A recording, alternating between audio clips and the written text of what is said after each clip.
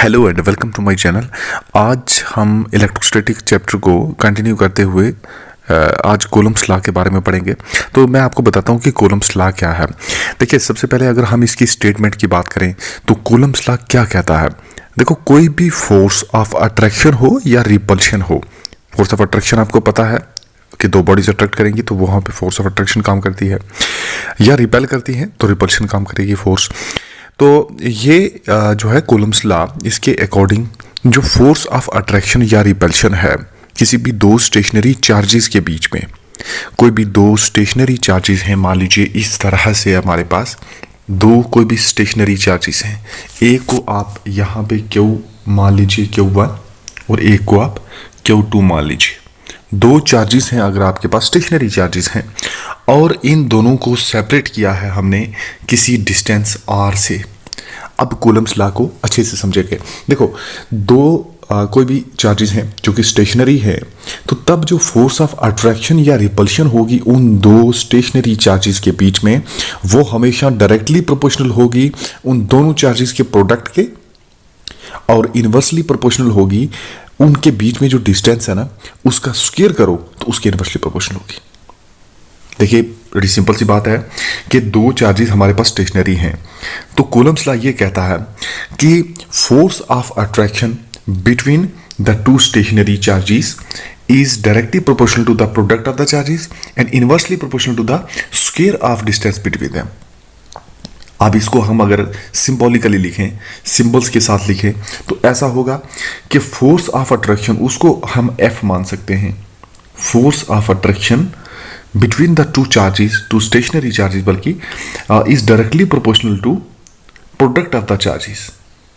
उन्हीं दोनों चार्जेस के प्रोडक्ट के क्या होगा, वो डायरेक्टली प्रोपोर्शनल होगा। लेकिन वही अगर दूसरी तरफ हम बात करें कि इसके जो डिस्टेंस है बीच में, उसके ये क्या होगा, वही force is inversely proportional to the square of distance between them. यही बातें थी दो। इसकी स्टेटमेंट के अकॉर्डिंग, कूलम्ब्स लॉ की स्टेटमेंट के अकॉर्डिंग, फोर्स ऑफ अट्रैक्शन और repulsion between the two bodies is directly proportional to the product of the charges. ये जहां से ये हमने बताया, product of the charges, and inversely proportional to the square of distance between them. 1/r square आ गया, square of distance between them. तो ये दो इक्वेशंस हैं। अगर हम इन दोनों को कंबाइन करें, इन दोनों को अगर हम कंबाइन करें, तो हमारे पास जो ओवरऑल फोर्स बनेगी, जो फोर्स बनेगी वो होगी F is proportional to Q1 Q2 upon R square. ये कैसे आया, इन दोनों को कंबाइन किया, फर्स्ट और सेकंड को। इससे ये भी हमें पता चलता है कि force is directly proportional to product of the charges and inversely proportional to square of distance between them. तो यहां से हमारे पास ये कंबाइन करके हमारे पास ये इक्वेशन बन गई अलग से। आप इसको इक्वेशन नंबर 3 दे दीजिए।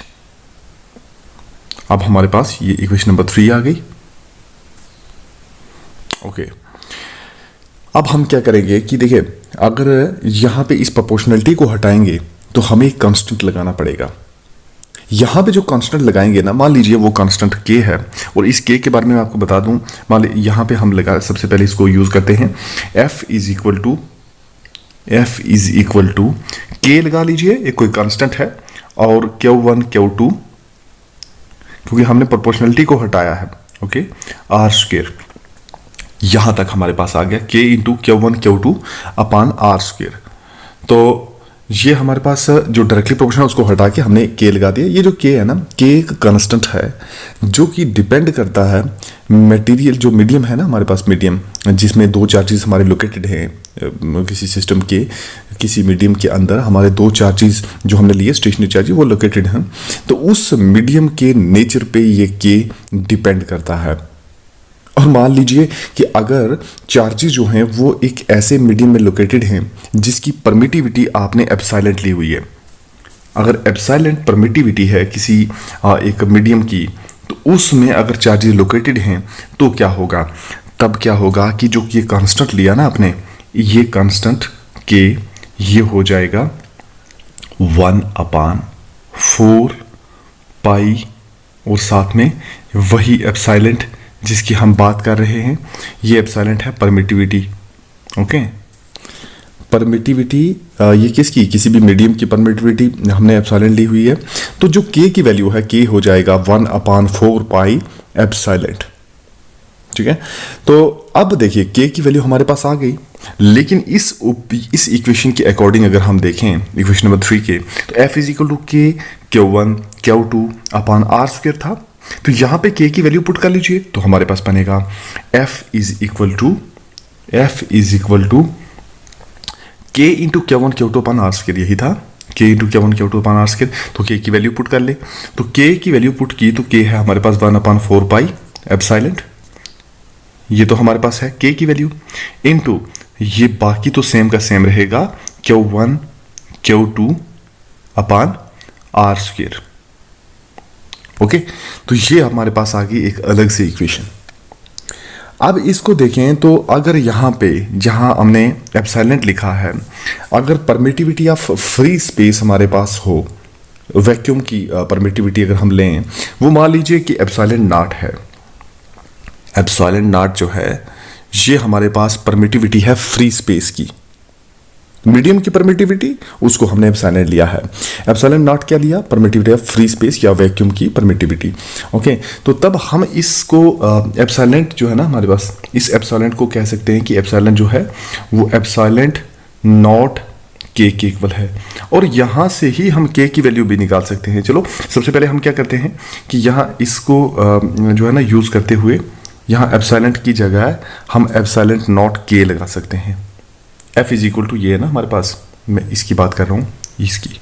ओके, तो यहाँ पे हमारे पास है, हम क्या करेंगे यहाँ पे कि एफ इज इक्वल टू अगर इसका यूज करें वहाँ पे तो हो जाएगा 1/4 पाई एप्सिलॉन नॉट और साथ में के, और Q1 Q2 upon R square, ये तो सेम ही रहेगा, ये हमारे पास आ गया।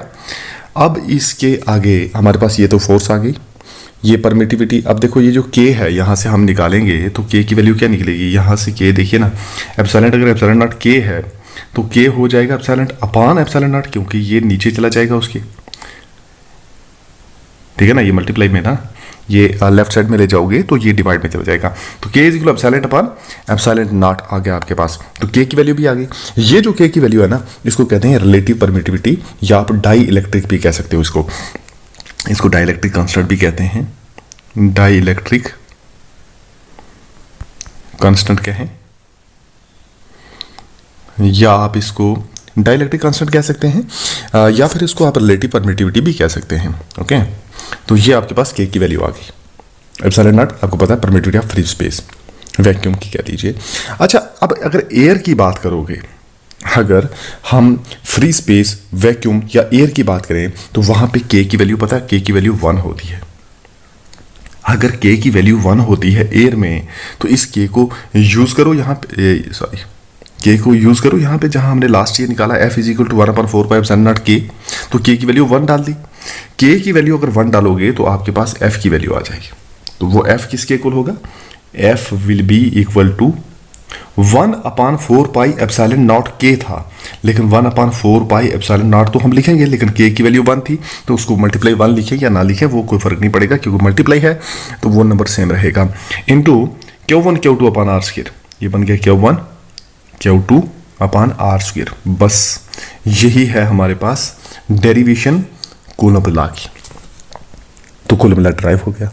F is equal 1/4 pi epsilon naught Q1 Q2 upon R square. Okay, I hope कि ये आपको समझ आ गया होगा। फिर भी अगर कहीं कंफ्यूज हो, कहीं से समझ नहीं आया, तो आप मुझे कमेंट बॉक्स में कमेंट करके ज़रूर पूछना। Okay, bye.